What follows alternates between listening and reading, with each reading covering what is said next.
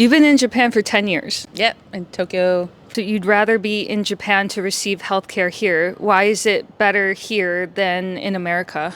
I would have been screwed. Like, I can't even imagine a hypothetical scenario, like what kind of job you would need to cover that. So I've had 2 brain surgeries. I've had 2 bouts of radiation therapy. I've taken chemotherapy medication. And I can't imagine it would be much cheaper than probably $1 million if I had to pay for that out of pocket in America. I can't imagine either. This is insane. Even just like an MRI, right? One MRI back home would probably cost like between $1 and $2 grand, I think is like how much it is.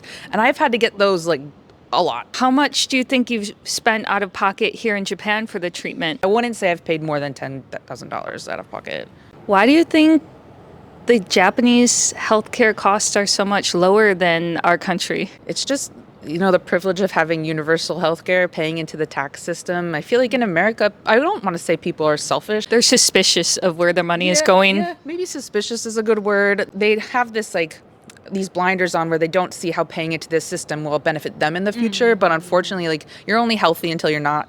And someday you're going to need it. And I wish kind of everyone realized it will benefit everyone in society as a whole if we pay into these types of things. And you never know when it's going to happen to you. And unfortunately, it happens to a lot of Americans where suddenly it happens and they're bankrupt.